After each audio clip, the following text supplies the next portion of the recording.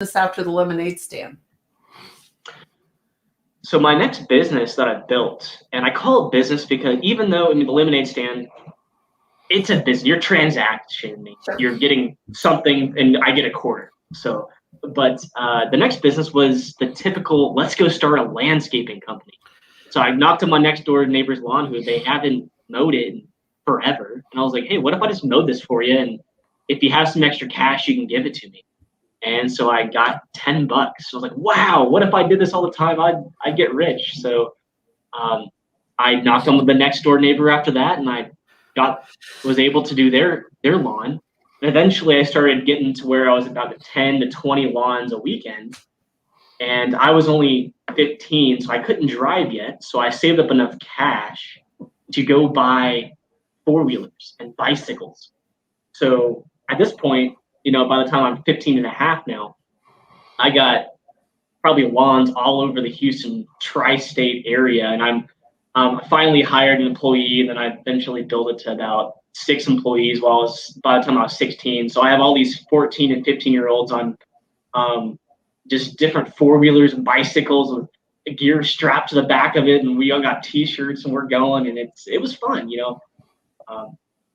It was a pretty good experience. I love that. So you provided a fleet, you gave them uniforms. So you started that very early. All right. So that's great. So let's get to, how did you end up being 18 and day trading? How does that happen? So by the time I was 18, I was moving, and I was like, it's time to go to college. Or actually when I was 17, I had to move. My parents said, hey, we got to move. So I was sad. I was like, what do I do with my business? I built something. I don't know too many 17-year-olds making $4 or $5 grand a weekend. Like, what do I do? So they're like, hey, maybe you can get someone to sell it or buy it from you. And I found a couple friends, and I just had a bunch of clients that like, hey, you can call them for free, maybe give me some money for it. So I made some money from the sale from the business. And I didn't know what I was doing. I way undersold it. But so I had a bunch of cash sitting around, and I'm now in college. And it was funny how I picked that college. I Googled on the internet colleges in the mountains, and the first one that pops up was the North Georgia one in Dahlonega, so right next to Tennessee up there. And I picked that one. So I'm 18, I'm in college, and I'm like, well, how do I make some more money? I like this thing. It's fun to do your own thing. And I Googled ways to make money on the internet, and the first thing that popped up was day trading stocks. I was like, wow, all right, let's try this. So the very next day I opened up a Vanguard account, and I was like, let's try this. So I put in about $5,000 in some penny stock, and I made about $1,000 that day. And I'm like, whoa, I'm a genius at this. So I did it again the next day and made another $1,000. And well, I thought I was a genius, but I realized soon I wasn't. So I got an even brighter idea to take a bunch of flyers around my college campus, start posting them and say, hey, if you want to make a lot of money, call me and I'll put your money in stocks. So I didn't know this was illegal at the time, but I created an illegal hedge fund, and I get all these poor college students taking out change out of their pocket, just give me whatever they could. And I'm taking this money and putting it in the market in my own account. So I have tens of thousands of dollars, just poor college students' money. And I started trading it. Well, what happened was, I remember this today, the ticker symbol was called PNAT. And I put all the money in, and the stock, SEC filings came out against it, and then they were going bankrupt, and they went down to like pennies on the dollar. It was like maybe 0.04.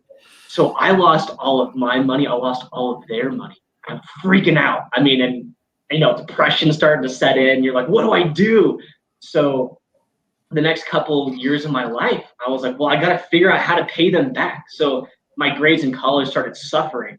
So from A's, I was now a B and then a C student. My parents are calling me like, what are you doing? I was like, hey, I can't tell you what's going on, but I'm trying really hard to keep my grades up. But so I just studied how to trade stocks for the next couple years. And then finally, I was able to pay most of them back. One of them just kind of ghosted me because I lost all their money.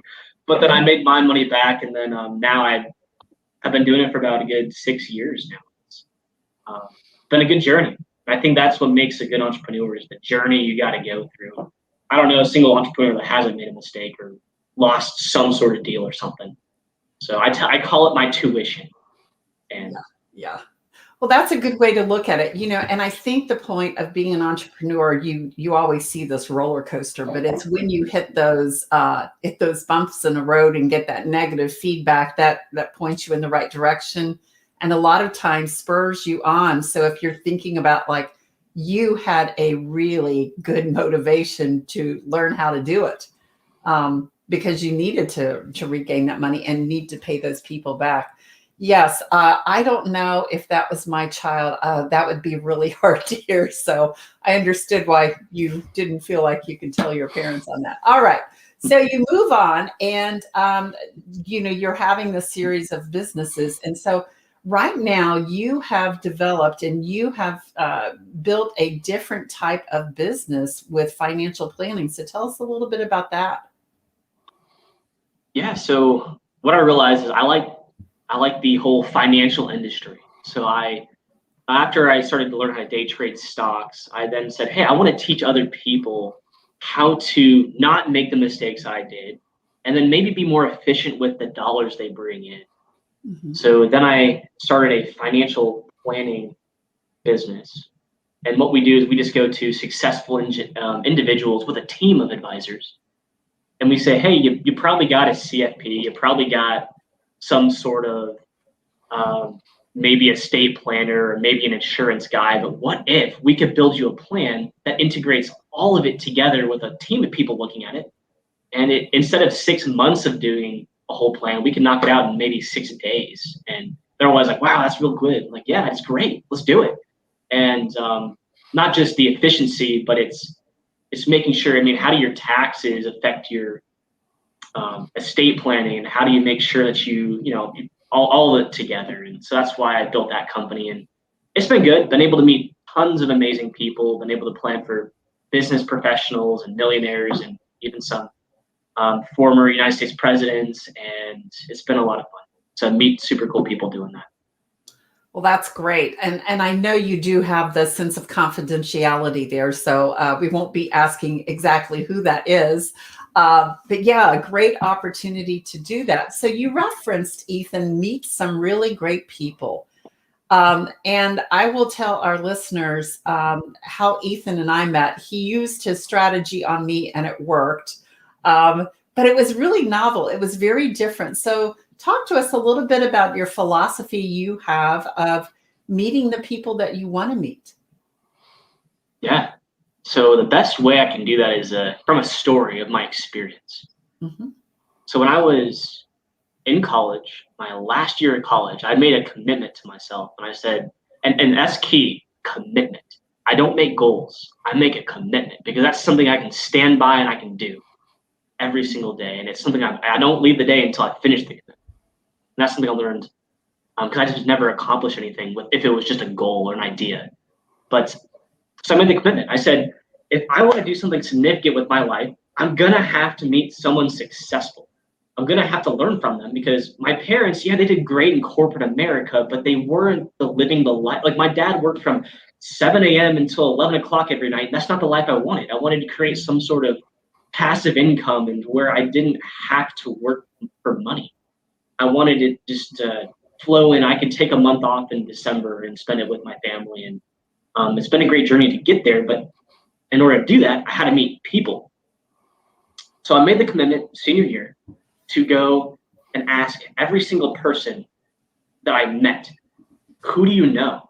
And then who do you know that's more successful than you? And lastly, would you be able to introduce them to? So I started meeting, all I knew were people in college at the time. So I started meeting my friends. They introduced me to their parents.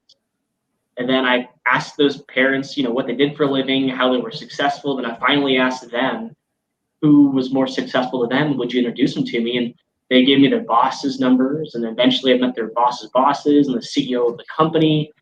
And then it just kind of scaled from there. And then a year later, I was able to meet President Jimmy Carter, and he heard so much about me.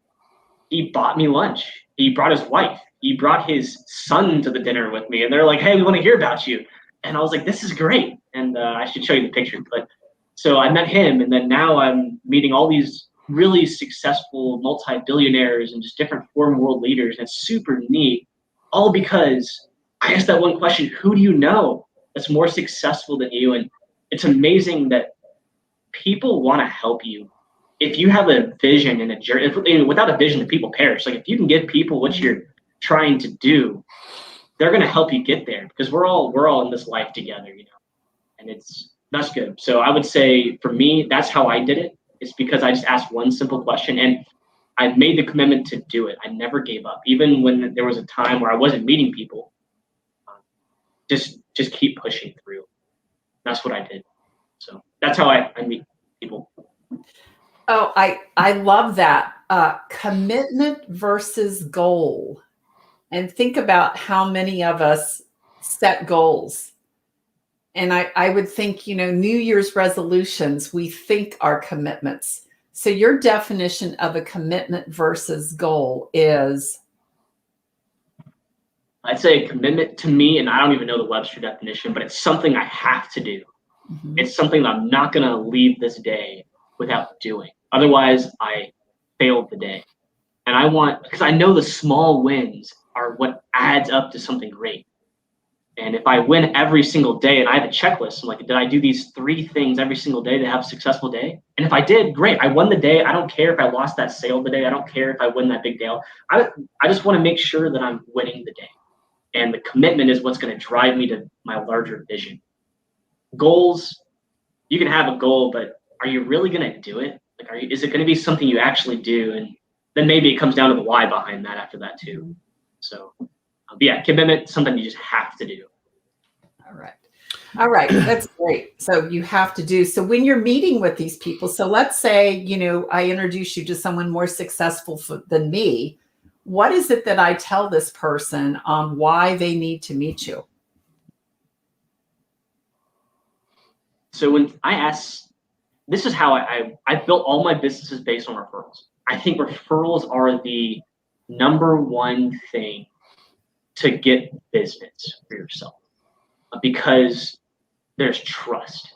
And I've done the whole Facebook ads thing. I've done all the other ways, but the volume of people you have to connect with is so much greater. Mm-hmm. But if you have a relationship and you just say, hey, Lisa, would you be able to think of maybe 3 people that are successful, who are successful women that run their own business, or define who you want to connect with? And they're going to be able to think of someone specific, just the way I met you. And then when I get their phone number or their LinkedIn, it's pretty simple from there. So you maybe send them a message, or you give them a phone call and say, hey, John Smith, I just wanted to introduce myself. I'm a great friend of Lisa. We do some business together, or she referred me to you. The reason I'm connecting is she thought we should connect. Mm-hmm. And we can provide some value to each other. And who wouldn't want some value? I mean, it's just, who wouldn't want value? So, and that's why people connect with me, because I have that relationship with the person who told me about them. And I tell them there's some sort of value there. And I keep it a little bit vague, so it's mysterious, so they want to connect with me. But that's how I do it. Yes. And Ethan, I do want to let the listeners know that that is exactly how it happened. And, those of us that are on LinkedIn, and Jeff, I know you encounter this all the time. When you're on LinkedIn and someone reaches out through email or through a message, they want to connect with you. They want a 15-minute call to learn more about what you do. We're all busy people. We don't have time doing that. But the reason why I connected is Ethan mentioned someone that suggested that the 2 of us connect. And this person I admire, this person I really like, this person I trust. And because that person said we needed to connect, I felt an obligation, a moral obligation to this person that, okay, he wouldn't have referred him to me unless he saw a synergy there. So I think that is a great way to do it. And it all goes back to building relationships. It goes Absolutely. back to build relationships. So you've got this joint financial planning model where you've really brought in all of the people, all of the professionals that people need in one place. You've made it convenient for them. And then you decided, oh, well, that's not enough. It's not enough to do that. It's not enough to just go and serve people that way. You also developed another business model, didn't you? Yeah. Are you talking about exponential freedom? Uh-huh. Absolutely. So I was like, well, let's do something else. And COVID hit. And I was like, wow. So, and that's an idea I've been trying to create for some time. That's when it really exploded. So I saw a need. I was like, well, what's something that people are doing? They're quarantined. Well, what do people need? We need human interaction. Great. So I got that idea. I know people need human interaction. What else? What's another need I can solve? Oh, and I enjoy working with business owners. I can maybe teach some business owners since I've built a couple of businesses. Great. So I will make an online community where people can have that interaction, and then we can talk about what I love, business. So I like it, and I know that in this life, you can, as long as you're the best at what you do, or somewhat, maybe more than maybe 90% of the population, you can make money at whatever you do. So why not do something that you enjoy? I enjoy creating businesses and talking about that. So I created a community of people can go talk about their businesses, their life, what's going on with them. They're all on the same journey. I bring in speakers, and it's a lot of fun. And so that's why I built that community, because I saw a need and I enjoy talking about that. So it's just a community. We bring in speakers, they all can connect, have the community, and maybe they can get business out of it for themselves as well. And it's more of a mastermind. Yeah. And what is the name of that for our listeners who might be interested in checking that out? Absolutely. It's called Exponential Freedom. We got 5 different groups. One is a business mastermind group. So at most people in there make between about 200,000 to about 25 million with their companies. But we usually try to bring in speakers that have some sort of success, maybe 10 plus million of revenue. And then we have an event coming up on September 25th. We got some really cool multi-billionaires. You all will have heard their names before, that are going to come speak as well. So it's going to be pretty fun. And then we have some other groups in there too. One's a mother's group. We got 1,000 members in that group. And I'm not even a mother. Don't even ask how I built that thing. But they all talk about how to be a good mother. And then I have another group, health and fitness, a few other ones too. You're an incredibly busy man. How do you maintain all these groups? Do you have other people that work with you? I've been thinking about that recently. I've been getting that too. I think even Lisa mentioned that to me. Like, you're busy. How do you handle your life? How do you make this work? And I was looking back, and I'm looking at my calendar, and I'm really not as busy as people think. But what I do know is you can get a lot accomplished if you leverage other people's time. So I was able to hire the right employees in the right positions to do the things that I'm not skilled at. Like, I know my strengths.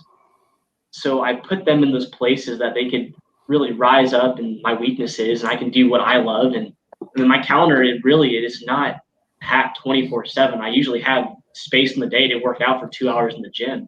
I'm just managing at this point. So I think you do have to work hard the first few years, but once you get enough money to start investing back, you can be a little more creative with your time and leverage theirs.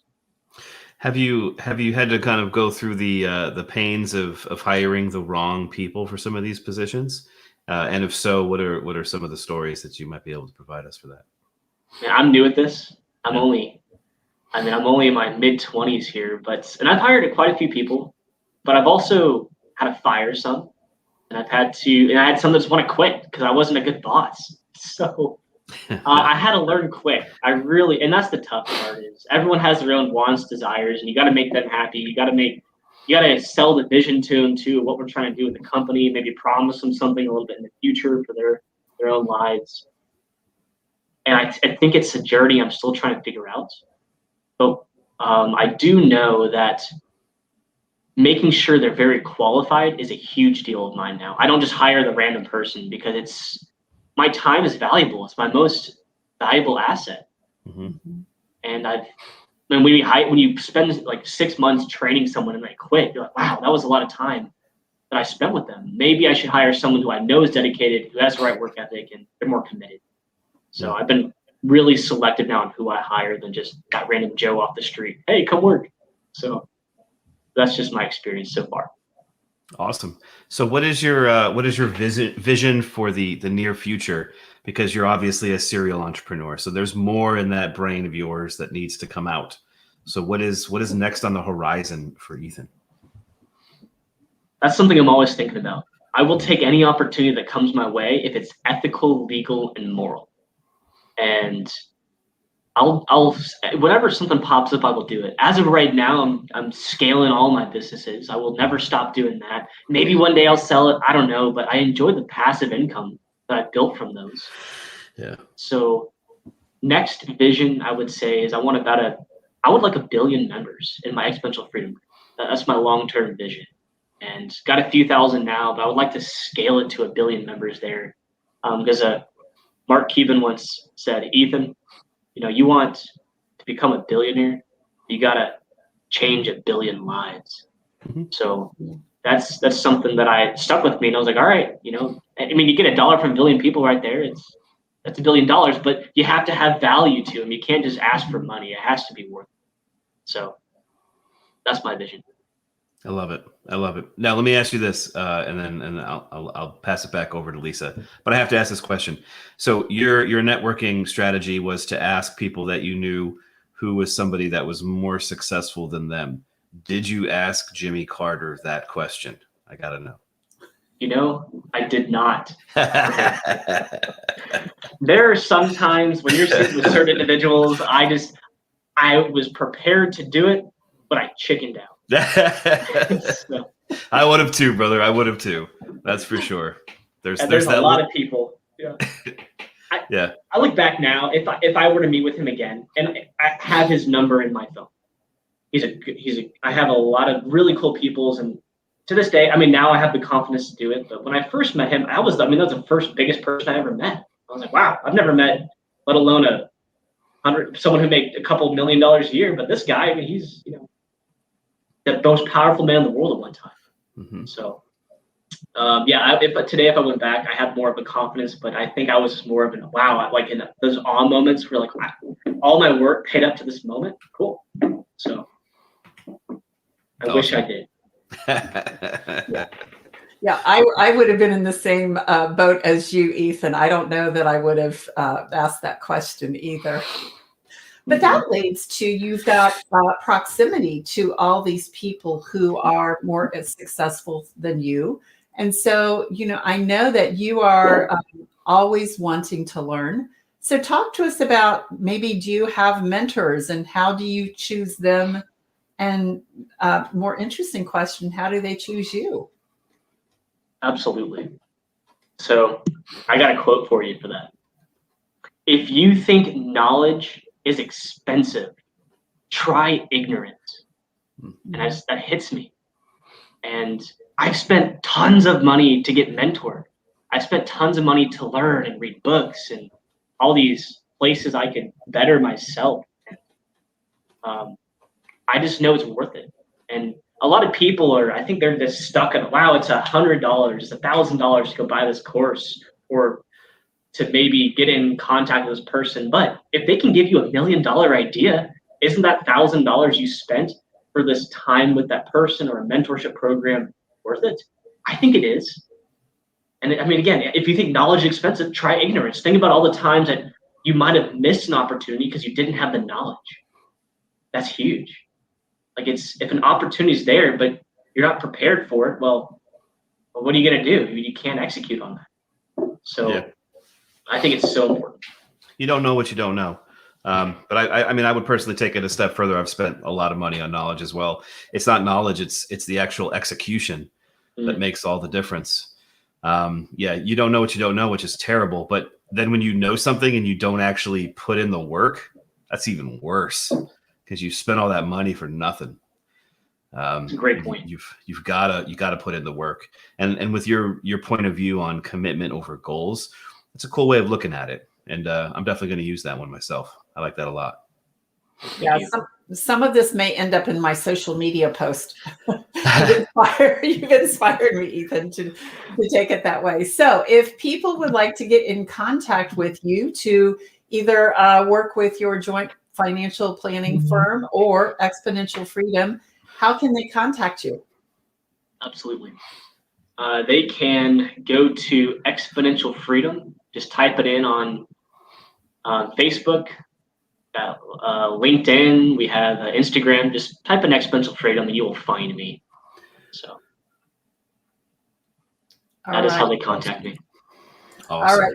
Very good. And then one thing we always like to ask for our entrepreneurs, maybe what's a great business book that you could recommend to our listeners that's been influential in your life?